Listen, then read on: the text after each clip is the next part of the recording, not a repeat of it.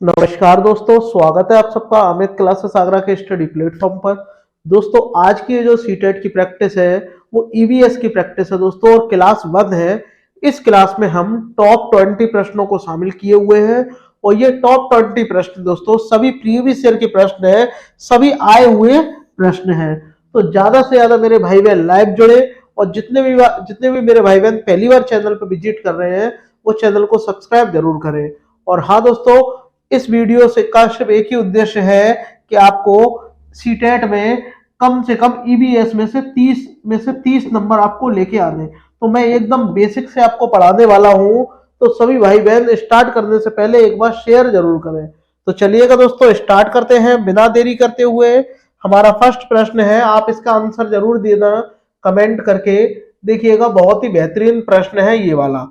देखिएगा, इसमें आपसे क्या कहा गया है, आप देख सकते हो कि इसमें आपसे बोला गया है कि राजमा चावल, आप लोगों ने खाए भी होंगे, राजमा चावल और छोले भटूरे किस राज्य यानी स्टेट के सामान्य लोगों का सर्वप्रिय भोजन है? बताइएगा, क्या छत्तीसगढ़ के लोगों का है, क्या गुजरात के लोगों का है, क्या पंजाब के लोगों का है, या उत्तराखंड के लोगों का है?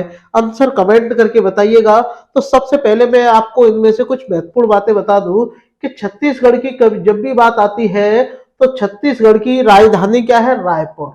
क्या है? रायपुर। और एक फेमस बात और है कि छत्तीसगढ़ में ही लाल चीटी की चटनी बहुत ज्यादा फेमस है। ठीक है, तो ये भी आपको ध्यान में रखना है, लाल चीटी की चटनी के लिए प्रसिद्ध है। ठीक है, चटनी। तो ये मोस्ट इंपॉर्टेंट है। बात आती है गुजरात की, तो गुजरात में एक गिर पक्षी अभ्यारण्य है। ठीक है, तो गुजरात में क्या है? गिर पक्षी अभ्यारण्य।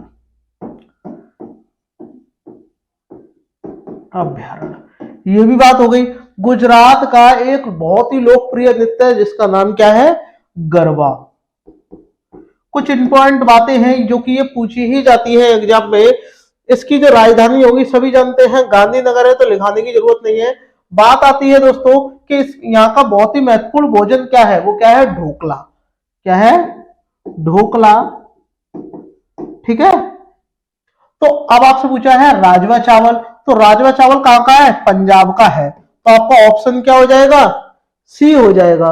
पंजाब और हरियाणा की राजधानी सेम है। ठीक है, वो क्या है? चंडीगढ़। उत्तराखंड की बात करते हैं तो फूलों की घाटी। फूलों की घाटी जो नेशनल पार्क है वो है फूलों की घाटी, आप इतना ध्यान रखिएगा। तो इस क्वेश्चन से रिलेटेड जितने भी इसमें प्रश्न बनते हैं या बनने की संभावना है वो मैंने सभी इसमें शामिल किए हुए हैं। तो चलिएगा, आपको स्क्रीनशॉट लेना है, स्क्रीनशॉट लीजिएगा, वरना मैं आगे बढ़ता हूं। बात करते हैं दोस्तों प्रश्न नंबर सेकंड की। प्रश्न नंबर सेकंड भी बहुत ज्यादा इंपॉर्टेंट है। आप इसका आंसर कमेंट में मुझे बताइएगा। क्या होगा कि 26 जनवरी 2001 ईस्वी को भुज में भूकंप के झटके लगे। ये भुज किस राज्य में स्थित है? तो सबसे पहले आपको पता होना चाहिए कि भुज क्या है। भुज एक क्या है? जिला है। और ये कहां स्थित है, किस स्टेट में स्थित है? 4 आपको ऑप्शन दिए गए हैं। और यहां जो है भूकंप आया था 26 जनवरी 2001 को। तो बताइएगा कि जम्मू कश्मीर है? आप बोलोगे कतई नहीं। उत्तराखंड है? नहीं है। महाराष्ट्र है? नहीं है। क्या है? गुजरात।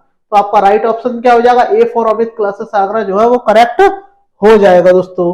ठीक है, चलिएगा दोस्तों आगे बढ़ते हैं नेक्स्ट प्रश्न की ओर। बात करते हैं प्रश्न नंबर 3 की। देखिएगा, बहुत ही बेहतरीन प्रश्न है, सभी भाई बहन एक बार शेयर जरूर करें। इस वाले प्रश्न का सीटेट का अगर एग्जाम हो और उसमें ये वाला प्रश्न नहीं पूछा जाए तो ये तो हो ही नहीं सकता। इसमें दिया गया है कि नीचे दिए गए किस राज्य के गांव में अधिकांश घर मजबूत बांस के खंभों पर बनते हैं? जैसे ही बांस के खंभों की बात आई आपने तुरंत ऑप्शन पहचान लिया कौन सा है। धरती से लगभग 3 से 3.5 मीटर ऊंचे बनाए जाते हैं। इन घरों की छतें कैसी होती है? ढालू होती हैं, और फर्श और दीवारें लकड़ी की बनी होती हैं। बताइएगा कि ऐसे घर जो है वो कहां पाए जाते हैं? क्या आंध्र प्रदेश में पाए जाते हैं, क्या असम में पाए जाते हैं, क्या उड़ीसा में है, या केरल में। तो बात करते हैं केरल की, तो केरल से एक बहुत ही महत्वपूर्ण पॉइंट होता है, वो क्या है, शांत घाटी राष्ट्रीय उद्यान। शांत घाटी राष्ट्रीय उद्यान, जिसे साइलेंट वैली भी कहते हैं, राष्ट्रीय उद्यान।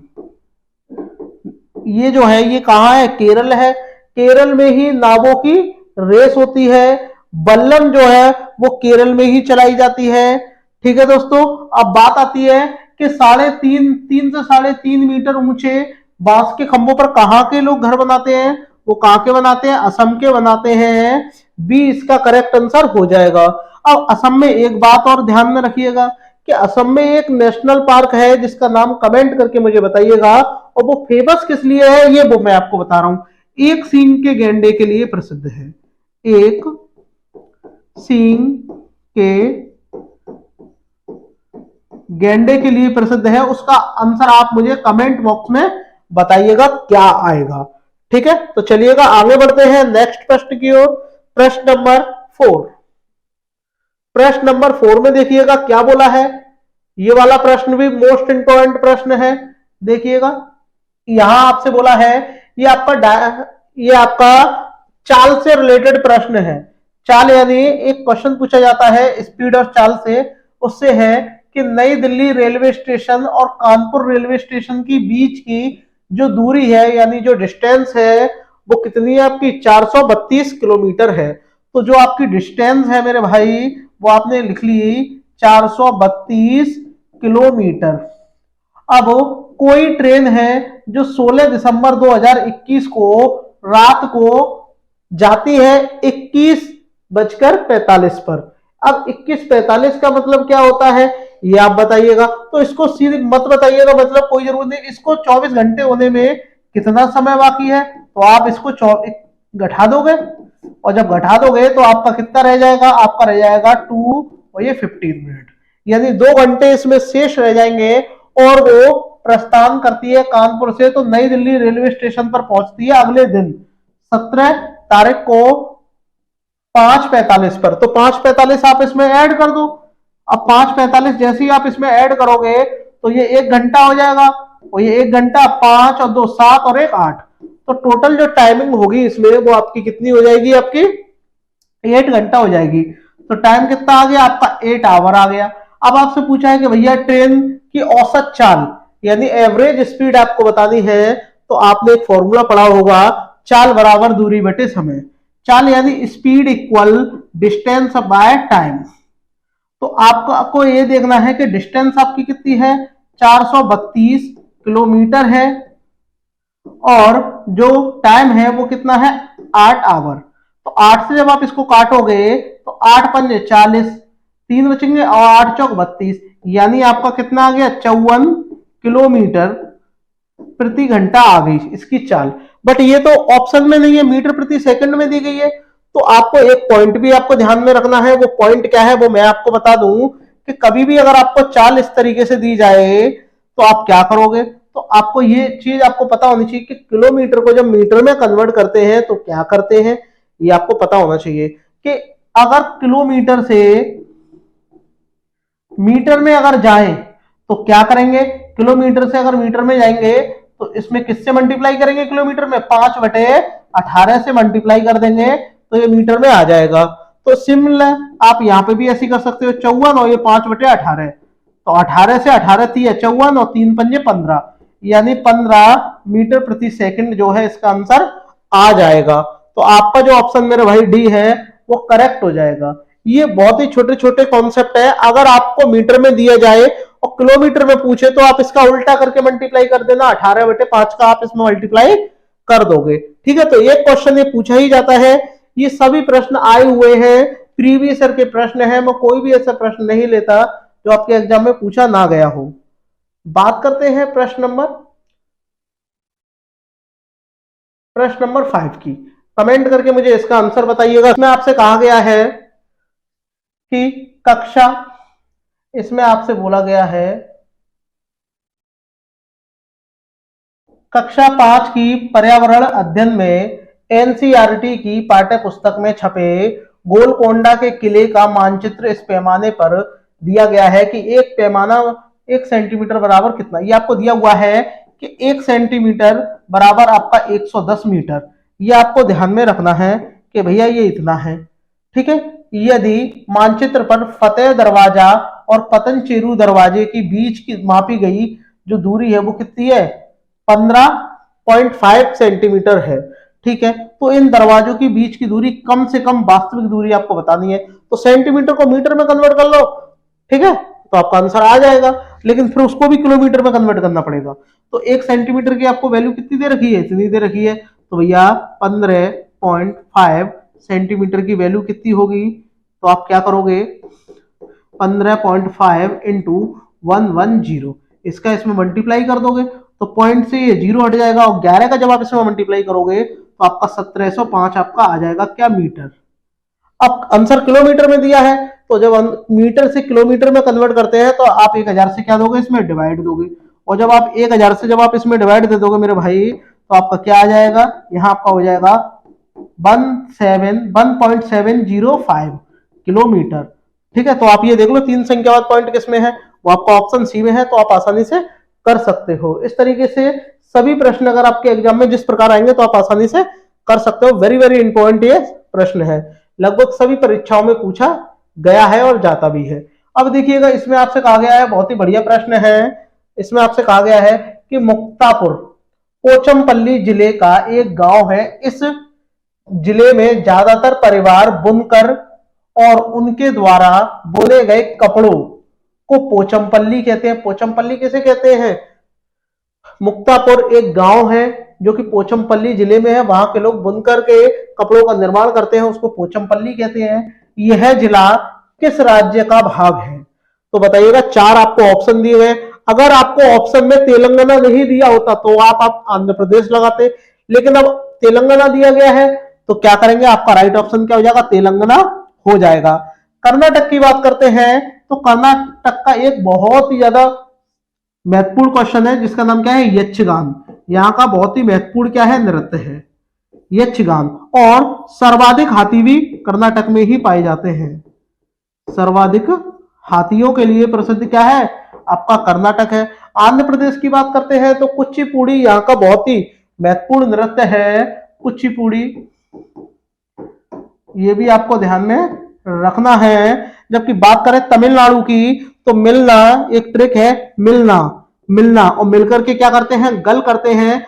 तो पोंगल जो है यहाँ का बहुत ही फेमस क्या है, एक त्योहार है। और जबकि तमिलनाडु का एक बहुत ही नृत्य बहुत ही ज्यादा पूछा जाता है एग्जाम में, वो क्या है, भरतनाट्यम, भरतनाट्यम, ठीक है। ये भी आपको ध्यान में रखना है। जितनी भी इससे रिलेटेड बातें थी वो मैंने आपको सारी बता दी हैं। चलिएगा आगे बढ़ते हैं नेक्स्ट प्रश्न की ओर। प्रश्न आपका 7, ये भी मोस्ट इंपॉर्टेंट है। यहां आपसे देखिएगा क्या बोला है, यहां आपसे मेरे भाई बोला है कि नीचे दिए गए किसी एक शहर में केवल एक प्रकार के खजूर के वृक्ष ही दिखाई देते हैं, वो आपको बताना है। देखिएगा बताइए, क्या कराची है, बर्लिन है, आबू धाबी है या कांदाहार है। तो आपको मैं बता दूं, खजूर के वृक्ष दिखाई देते हैं, वो क्या है, एक ही प्रकार के दिखाई देते हैं, वो क्या है, आबू धाबी, ठीक है, यानी दुबई, यहां पाए जाते हैं। तो आपका राइट ऑप्शन क्या हो जाएगा, सी हो जाएगा। चलिएगा नेक्स्ट प्रश्न की ओर चलते हैं। बात करते हैं प्रश्न नंबर 8 की। प्रश्न नंबर 8 में आपसे क्या बोला है कि भोपाल गांधीनगर के ठीक पूर्व में है। अब आपको यह पता होना चाहिए कि भोपाल जो है वो गांधीनगर के क्या है, ठीक पूर्व में, एक डायरेक्शन का प्रश्न है। तथा बंगलुरु भोपाल से ठीक दक्षिण में है। तो पहले कुछ इसके इंपॉर्टेंट बातों की अगर मैं इंपॉर्टेंट बात करूं वो क्या होंगी कि बेंगलुरु को ही क्या कहा जाता है, अंतरिक्ष का शहर, अंतरिक्ष का शहर किसे कहा जाता है, बंगलुरु को कहा जाता है। इसी को ही इलेक्ट्रॉनिक नगरी कहा जाता है, इलेक्ट्रॉनिक नगर कहा जाता है, ठीक है। दूसरी बात, भोपाल की बात करते हैं दोस्तों, तो भोपाल गैस त्रासदी, ठीक है, ये सभी को याद होगी, बताने की जरूरत नहीं है। भोपाल क्या है, मध्य प्रदेश की राजधानी है, ठीक है, गांधीनगर गुजरात की राजधानी है। तो इससे रिलेटेड बस इतने ही प्रश्न बनते हैं, लेकिन ये डायरेक्शन का प्रश्न है तो पहले मैं इसका आपको मैप दिखाऊंगा, मैप की सहायता से आप इसको कर लोगे। आपका देखो ये मैप आ गया है और मैप में देखिएगा आपसे सिंपली क्या बोला है, आपसे बोला है कहाँ है आपका गुजरात, ये रहा, और गुजरात भोपाल क्या है यहाँ है। अब इसके दक्षिण में क्या आपको बताना है, बंगलुरु, और बंगलुरु कहाँ है आपका, वेस्ट बंगाल में है। ठीक है, चलिएगा अब इसको हम सॉल्व करते हैं, क्या आएगा देखिएगा। जैसे कि गांधीनगर आपका इधर आ गया, गांधीनगर इधर है, और इसके इसके ठीक पूर्व में क्या है आपका, भोपाल है, भोपाल है। अब भोपाल में अब बात करते हैं, ठीक है भोपाल है, और बंगलुरु भोपाल के ठीक दक्षिण में है। तो बंगलुरु कहाँ है आपका, भोपाल के ठीक दक्षिण में, तो इसके नीचे आ गया बंगलुरु, बंगलुरु, ठीक है ये आ गया। तो बंगलुरु के सापेक्ष गांधीनगर की आपको दिशा बतानी है, तो आपको ये जो डायरेक्शन है मेरे भाई वो आपको यही इस प्रकार बना देनी है। तो ये ठीक इसके किधर है, तो आप जानते हो ये क्या है, उत्तर हो जाएगा, ये आपका पश्चिम हो जाएगा, तो उत्तर पश्चिम आपका आंसर हो जाएगा।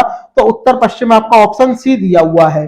तो इस तरीके से अगर एक प्रश्न आपका डायरेक्शन से आएगा तो उसको भी आप कर दोगे, बिल्कुल भी घबराने की बात नहीं है। बात करते हैं प्रश्न नंबर 9 की।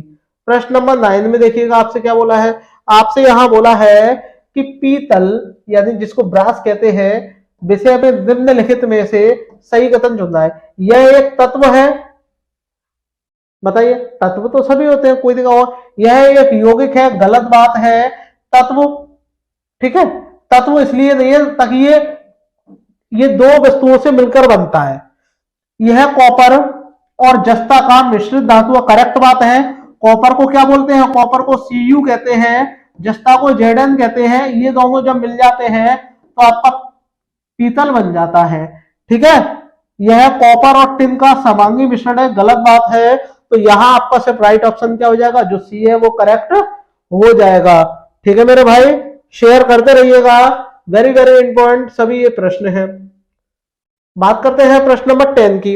ये वाला प्रश्न जो है लगभग सभी परीक्षाओं में पूछा गया है। यहां आपसे कहा गया है, देखिएगा, हमारे देश में एक ऐसा भी राज्य है जहां के लोग नारियल और टेपियोका को घर के आंगन में उगाते हैं और इन दोनों का उपयोग करके स्वादिष्ट भोजन तैयार करते हैं, और उसके बाद में आप जानते हो क्या करते हैं, खाते हैं उसे, ठीक है। तो आपको बताना है वह राज्य है, क्या कर्नाटक है, आप बोलोगे कतई नहीं। तेलंगाना है, कतई नहीं। तमिलनाडु है, कतई नहीं। क्या है आपका, केरल है। टेपियोका से कभी भी प्रश्न आ जाए जो अपने घर के आंगन में उगाते हैं, वो क्या आपका हो जाएगा, केरल हो जाएगा। ठीक है दोस्तों, चलिएगा आगे बढ़ते हैं। बात करते हैं प्रश्न नंबर 11 की। बहुत ही महत्वपूर्ण प्रश्न है ये वाला, प्रश्न भी पूछा गया है कि चांगपा आदिवासी लोग जो पर्वतों पर रहते हैं एक बड़े त्रिकोणीय आकार की आकृति के टेंटों का उपयोग रहने के लिए करते हैं और उन्हें अत्यधिक ठंड से बचाते हैं। क्या वो टेंट बचाते हैं? इन टेंटों का डिजाइन है, बताइएगा कितना पुराना इनका डिजाइन है। क्या 1000 वर्ष से भी पुराना है, लगभग 800 वर्ष पुराना है, लगभग 100 वर्ष पुराना है, या अत्यंत आधुनिक है? आधुनिक का मतलब क्या होगा, अभी अभी बना है, नया है, ठीक है। तो ये वाला तो ऑप्शन वैसे भी नहीं होगा, तो ये आपको ध्यान में रखना है। A for Amit classes Agra correct हो जाएगा, 1000 वर्ष से भी पुराना है। ये जो है, ये जो प्रजाति है, ये आपकी लेह लद्दाख में पाई जाती है, ठीक है, यानी उत्तर भारत में पाई जाती है, आप ये भी कह सकते हो। आगे बढ़ते हैं, बात करते हैं प्रश्न नंबर 12 की।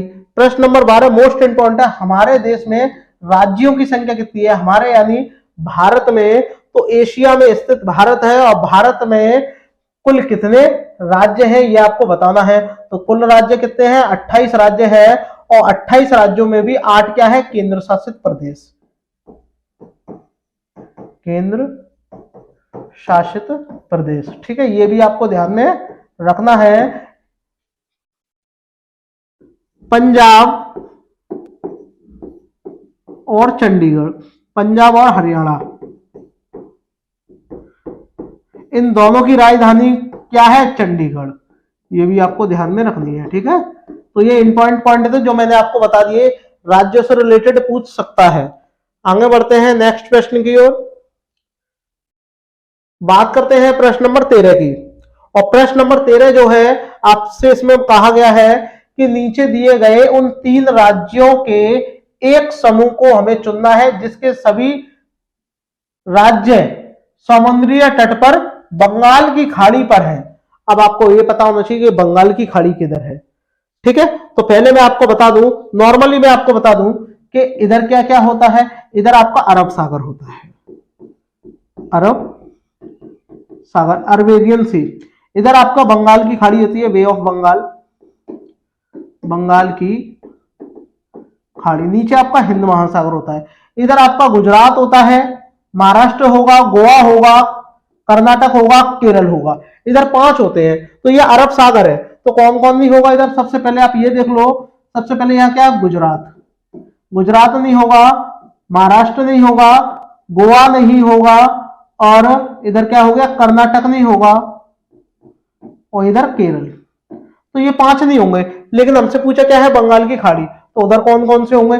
तमिलनाडु होंगे, आंध्र प्रदेश होंगे। ठीक है, ये सारी चीजें ये आपको ध्यान में रखनी है। बंगाल बंगाल होगा उधर, तो ये सारी चीजें होंगी। अब आपसे क्या है? क्या बोलते हैं? उड़ीसा भी होगा उधर। इधर क्या क्या होंगे? इधर मैं आपको बता दूं, जैसे कि तमिलनाडु, मैं लिख दे रहा हूं, तमिल होगा, आप समझ जाओगे। ठीक है, इसके बाद क्या होगा? आपका आंध्र प्रदेश होगा। ठीक है, इधर आपका आंध्र प्रदेश हो जाएगा। इधर आपका क्या हो जाएगा? इसके बाद में आंध्र प्रदेश के बाद में क्या नाम है उसका? पश्चिम बंगाल हो जाएगा, पश्चिम बंगाल। ये सारी चीजें इधर मिल जाएंगी। ठीक है, तो आपसे क्या पूछा है? बंगाल की खाड़ी। तो बंगाल की खाड़ी की तरफ देखो, बंगाल की खाड़ी की तरफ आपसे पूछा है, तो ये अरब सागर क्या है? तो देखो, महाराष्ट्र है नहीं है बंगाल की खाड़ी में, केरल है नहीं है। ठीक है, इधर देखो केरल इसमें भी दिया है। ये कहाँ है? ये जितने भी मैंने कट किए हैं ये सब अरब सागर की तरफ है, बट आपसे पूछा गया बंगाल की खाड़ी। और बंगाल की खाड़ी में उड़िया स्थित है, आंध्र प्रदेश है और तमिलनाडु है।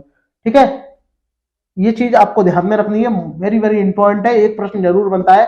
A for Amit classes Agra correct हो जाएगा। मैं आपको मैप की में भी आपको मैं बता दे रहा हूं। मैप में देखिएगा आप लोग, मैप ये आपका दिया गया है। मैप में देखिएगा, इधर आपका ये क्या है? यहाँ ये आपका क्या है? गुजरात है, गुजरात आपका हो जाएगा। फिर इसके बाद में महाराष्ट्र, यानी महाराष्ट्र आपका आ जाएगा, महाराष्ट्र आपका आ जाएगा। फिर इसके बाद में ये जो छोटा सा हिस्सा है ये क्या है? गोवा है, ये क्या है? गोवा। फिर इसके बाद में कर्नाटक, फिर इसके बाद में ये क्या है? केरल। इधर बात करते हैं, इधर आपका तमिलनाडु होता है। ठीक है, आंध्र प्रदेश आ जाएगा,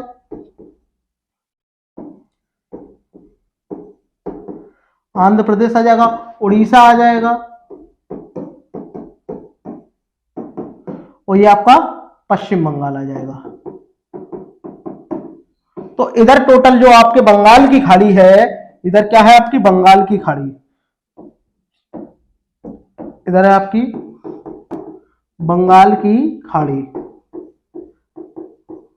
और इधर क्या है? आपका अरब सागर।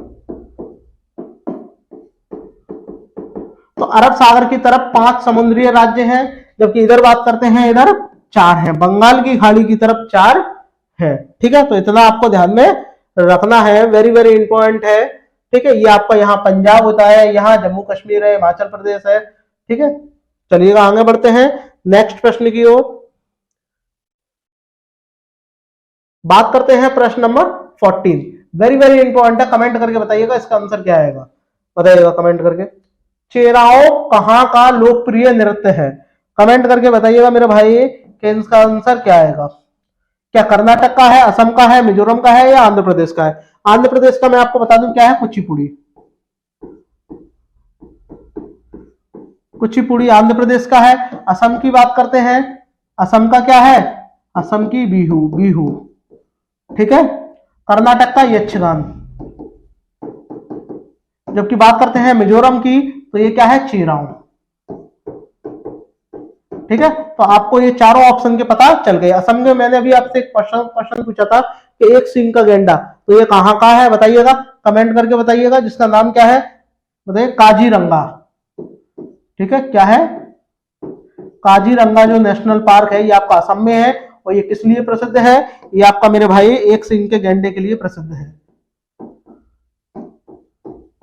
एक सिंह के गेंडे के लिए प्रसिद्ध है। ठीक है, तो इतना आपको ध्यान में रखना है।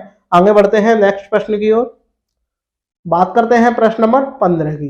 15 वाला प्रश्न भी मोस्ट इंपॉर्टेंट है। देखिएगा, इसमें आपसे कहा गया है, यहां आपसे बोला है कि हमारे देश में कैसा क्षेत्रफल है, कैसा भी होगा, यहां ऐसा होगा, क्या होगा, ऐसा ऐसा क्षेत्र है जो ऊंचा है, सूखा है और समतल है और ठंडा रेगिस्तान के नाम से जाना जाता है। तो गुजरात तो वैसे ही कट गया।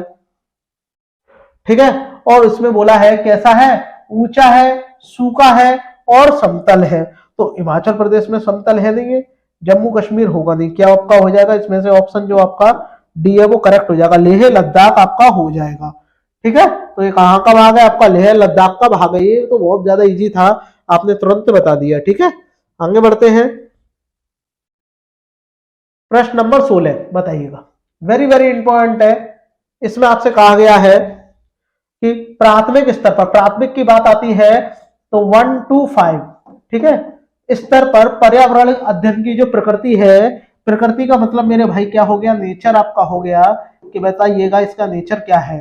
ठीक है, बच्चों को किस प्रकार पढ़ाना चाहिए, अनुपूरक पढ़ाना चाहिए, एकल विषय यानी सिर्फ एक ही विषय पढ़ाना चाहिए, या एकीकृत या पाठ्य पुस्तक पर आधारित सारे विषय, कोई भी बाहर की चीजें ना सिखाई जाए।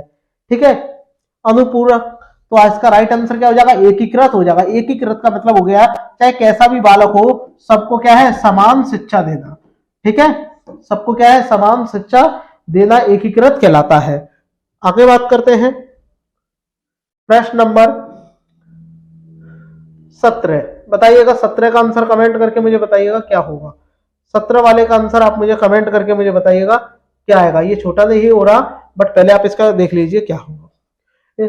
नीचे दिए गए इनमें से कौन सा ईवीएस सीखने के लिए राष्ट्रीय पाठ्यचर्या की रूपरेखा 2005 की सिफारिशें हैं, ये आपको बताना है। तो बताइएगा इनमें से कौन सी है जो सही है। अब आपको मैं ऑप्शन लेके दिखा रहा हूं, देखिएगा, इसको थोड़ा उधर कर दो। हाँ, अब बताइएगा कि इनमें से कौन सी है, कमेंट करिएगा कौन सी है। कि सीखने के लिए स्कूल, घर और समुदाय के बीच सुनिश्चित सीमाओं का होना, ये वाली बात तो गलत है भाई, जरूरी नहीं सुनिश्चित सीमाएं हो। रट कर सीखने को हतोत्साहित करना, यानी जो बच्चे रट कर सीखते हैं, तो जो रट के सीखने की जो पद्धति है उसको हटाना, भैया रट के नहीं सीखना है, ये वाली बात तो सही है। हतोत्साहित करना यानी हटाना, तो दूसरा सही है। किताबी शिक्षा से प्रस्थान करना, ठीक है, ये भी ठीक है। स्कूल में बच्चों के जीवन को स्कूल के बाहर के जीवन से जोड़ा जाना चाहिए, ये तो बात सही है। स्कूली शिक्षा को बाहरी शिक्षा से जोड़ना चाहिए, तो ये भी सही है। दूसरा, तीसरा, चौथा, तो आपका इसमें से ऑप्शन जो आपका डी है वो करेक्ट हो जाएगा। मेरे भाई कमेंट करते रहिएगा, प्लस शेयर जरूर करिएगा। आगे बढ़ते हैं नेक्स्ट प्रश्न की ओर। बहुत ही बेहतरीन प्रश्न है ये। यहां आपसे देखिएगा बोला गया है 18 वाला प्रश्न, कमेंट करके मुझे बताइएगा कि इसका राइट आंसर क्या होगा। इसमें आपसे देखिएगा क्या बोला है, यहां आपसे बोला है कि प्राथमिक स्तर पर पर्यावरण अध्ययन की शिक्षा शास्त्र के संबंध में निम्नलिखित में से कौन सा कथन जो है वो करेक्ट है। बताइएगा शिक्षा कैसी होनी चाहिए, यह है पुनर्प्राप्ति प्रथा पर केंद्रित होनी चाहिए, आप बोलोगे गलत। इसमें प्रशिक्षक के रूप में शिक्षक शामिल है, गलत हो जाएगा यहाँ। यह शिक्षा की बात, यह किताबी है, गलत। यह बाल केंद्रित शिक्षा है, यानी बच्चे को जो भी आप सिखाओगे उसको केंद्र में रखकर ही सिखाओगे। ठीक है, चलिएगा आगे बढ़ते हैं नेक्स्ट प्रश्न की ओर। बात करते हैं प्रश्न नंबर 19 की। प्रश्न नंबर 19 में देखिएगा क्या बोला है, बहुत ही अच्छा प्रश्न है।